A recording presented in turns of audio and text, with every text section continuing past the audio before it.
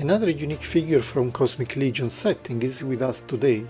We have Vorgga, a cool heavy gunner and one of the good guys in a Haval-Katar prison ring, at least according to the lore. So let's see what is inside this collector's friendly box.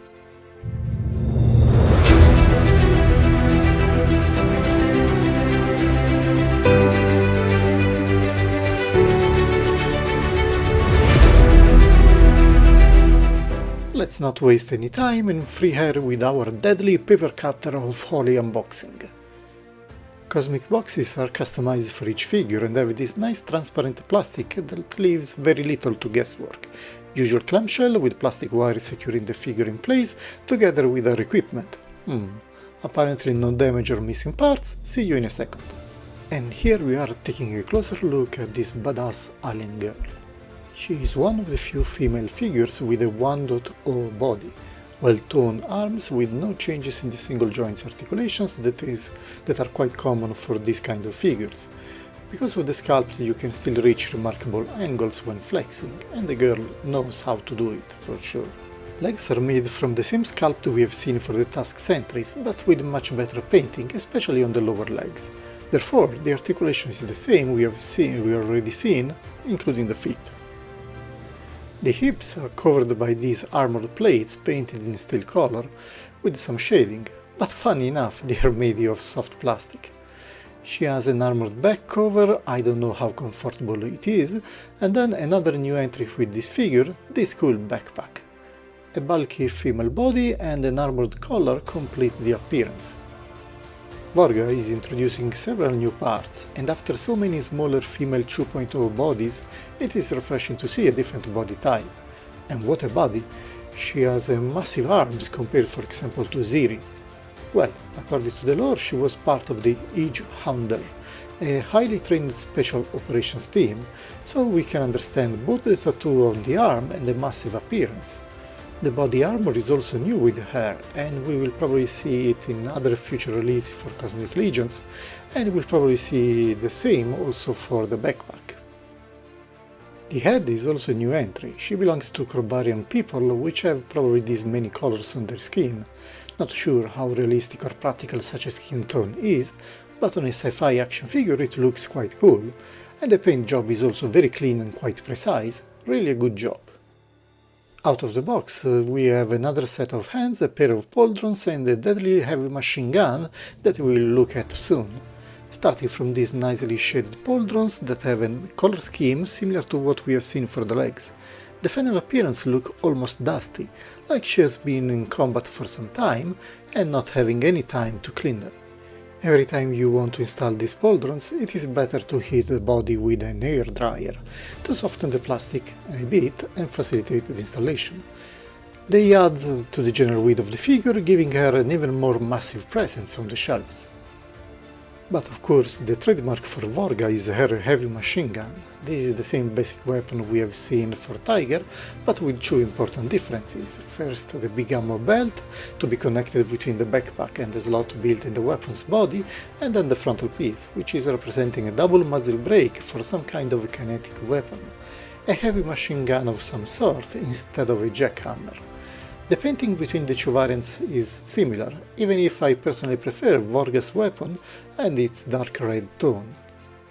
There is nothing to stop you from mixing the parts, and probably we will see some more reuse in the future for the same basic tools, probably changing the frontal part. But enough chatting, let's see how she looks with everything assembled. And guys, doesn't she look awesome? Great presence on a rotating stand. I can only imagine how she will look on a proper diorama. For Horseman Studios has been really releasing figures that are knocking the ball out of the park.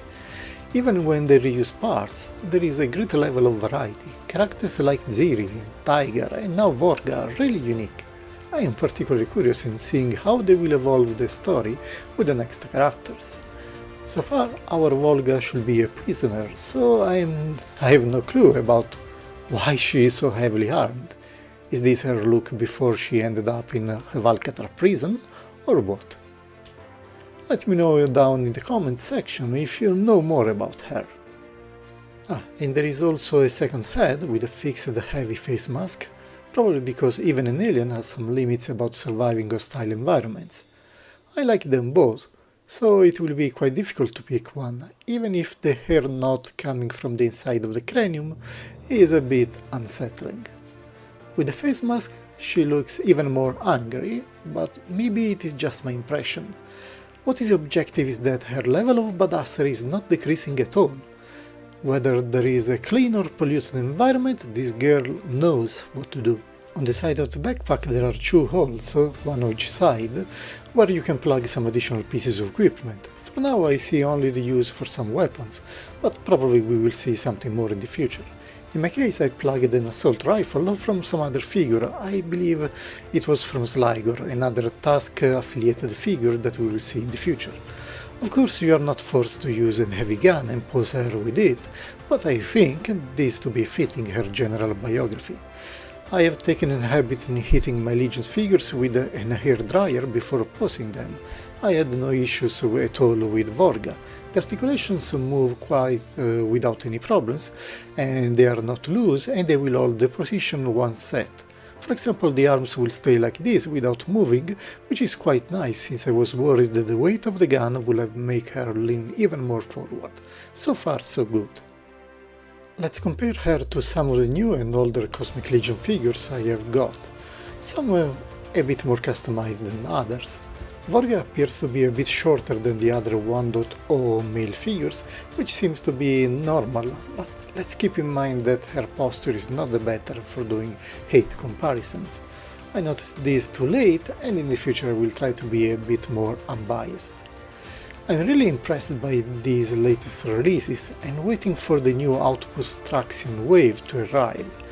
I'm not going all in for all of them, just picking and choosing what I like, and I'm quite happy with what I've got so far. I think I will even get another Vorgga to create another sister marine for her, and give the heavy machine gun probably to somebody else, creating some other custom figure. This is one of the benefits of this figure line. You can stick to the official lore or just mix and match parts from different figures and create your own one. You can see that with Novian Lin, the guy in yellow armor that in my case has a grey head from Thygar instead of the default snake-like one. But getting back to Vorgga, it is a great figure. I'm impressed by the quality of the paint job, and my only criticism is about the lack of additional hands for improved poses. There is a hero's hands pack that includes different hands for both Ziri and Vorgga to compensate with this limitation, but you must purchase it separately. So my final judgment is very positive.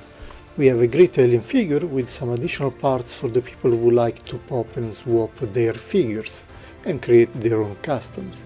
In addition to this, I have seen her on sale on AliExpress at very good prices, so you will probably want to rush. You can get her at about the price of a Warhammer 40k figure from Joytoy, or even less. Having said that, I wish you a nice rest of the day, picking and choosing your own Legion figures, and don't forget to drop a like and subscribe to the channel.